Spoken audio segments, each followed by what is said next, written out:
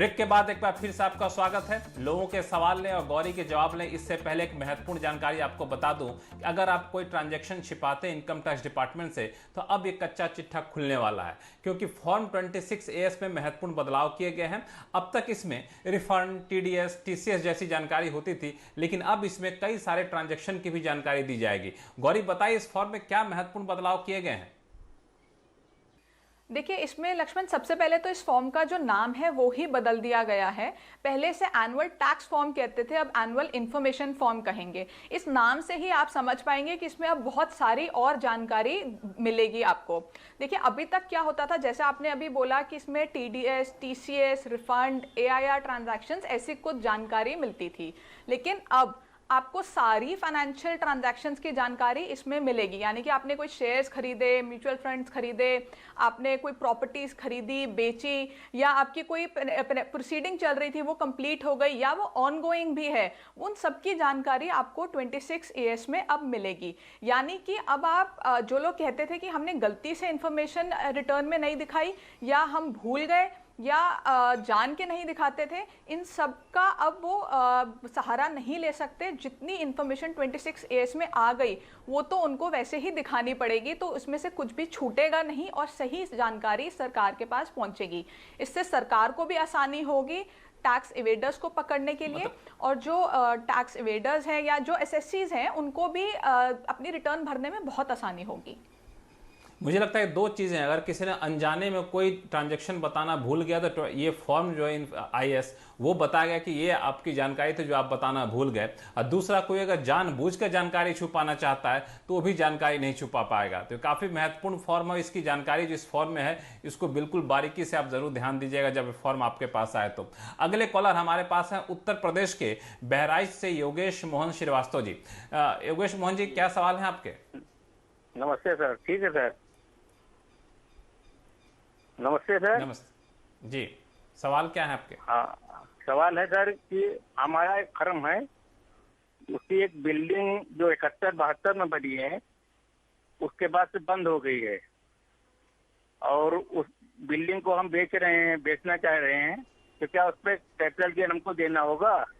अगर देना है तो कितने % देना होगा?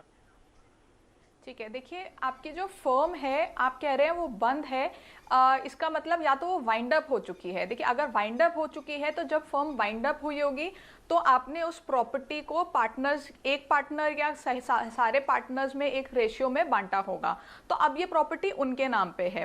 तो जब आप उसको बेचेंगे तो पहले तो आप इसको 2000 और 2001 का इंडेक्स फेयर मार्केट वैल्यू पे लेंगे, उसके बाद इस साल का इंडेक्स वैल्यू लेंगे, इंडेक्सेशन करके जो वैल्यू आएगी उससे आप कैपिटल गेन टैक्स निकालेंगे। अगर आपकी जो फर्म है वो बंद है, से आपका मतलब है कि फर्म में ज्यादा ट्रांजैक्शंस नहीं है लेकिन फर्म अभी चल रही है, तो ये प्रॉपर्टी अभी फर्म के ही नाम पे होगी, ऐसा मैं मान के चल रही हूं। तो जो कैपिटल गेन टैक्स है वो फर्म के हैंड्स में टैक्सेबल होगा और फर्म को उस पर टैक्स देना होगा।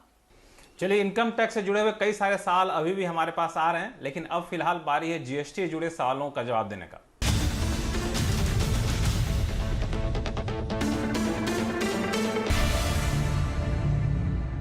GST से जुड़े सवालों पर पहला फोन कॉल हमारे पास आया है हरियाणा के पानीपत से सूर्य प्रकाश सिंह साहब का। सूर्य प्रकाश जी, क्या सवाल है आपके, जरा बताइए।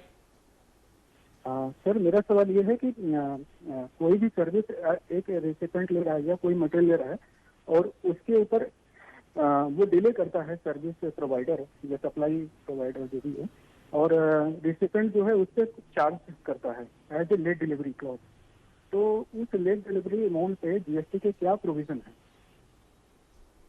देखिए, इसमें पहले तो दो चीज़ें होती हैं पेनल्टी के केस में। अगर पेनल्टी चार्ज करी जा रही है, यानी कि सपोज करें इनवॉइस वैल्यू 1 लाख रुपए है और उस पर क्योंकि डिले हुआ है तो अब आपको 1,10,000 मिल रहे हैं, तो GST पूरा 1,10,000 पे लगेगा। अगर डिले की वजह से कोई पेनल्टी लोग कम दे रहे हैं, काट के दे रहे हैं, और 90,000 का इनवॉइस रेज हो रहा है, 10,000 का पेनल्टी काट लिया जाता है, तो उस 10,000 पे GST देने की कोई ज़रूरत नहीं होगी। आप इसको डेबिट नोट और क्रेडिट नोट के थ्रू एडजस्ट कर सकते हैं, इसका जो इफेक्ट है वो नलिफाई हो जाएगा। चलिए, हमारे साथ अगला सवाल आया है उत्तर प्रदेश के बलिया से वेद प्रकाश अग्रवाल जी का, जो हमारे साथ फोन लाइन पर जुड़ गए हैं। वेद प्रकाश जी, क्या हाल है आपके, क्या सवाल है, बताइए। जी सर, जीएसटी से संबंधित मेरी यह समस्या है कि मैं कंपोजिशन डीलर में 31 मार्च 2020 तक था। अब 1 अप्रैल 2020 से मैं रेगुलर डीलर में शिफ्ट होने के लिए TMP 0 फॉर्म द्वारा आवेदन किया 6 अप्रैल को। अब मेरे को 1 महीने के अंदर ITC 01 में स्टॉक देना था, जो कि लॉकडाउन की वजह से मैं नहीं दे पाया। अब ऐसी सूरत में मैं अपने स्टॉक पे ITC कैसे क्लेम करूं? देखिए यहाँ पे वैसे तो जो लास्ट डेट है वो बढ़ चुकी थी, 30 जून हो चुकी थी। इसका नोटिफिकेशन नंबर 35/2020 जो 3 अप्रैल को आया था, ये नोटिफिकेशन नंबर है। लेकिन यहाँ पे छोटी सी चीज़ ये है कि आपने जो फॉर्म कंपोजिशन से ऑप्ट आउट करने के लिए भरा है वो भी आपने इसी समय में भरा है, और उसका जो क्रेडिट लेने का जो फॉर्म होता है वो विदिन 30 डेज आपको भरना होता है। लेकिन आप एक बार डिपार्टमेंट में असेसिंग ऑफिसर से मिलिए, उनको इस नोटिफिकेशन का दिखाइए और उनको बताइए कि जो लास्ट डेट है वो बढ़ चुकी है, 30 जून हो चुकी है, तो अब वो उसको अलाउ कर दें ताकि आप इनपुट ले पाएँ। चलिए फिलहाल वक्त है छोटे से ब्रेक का।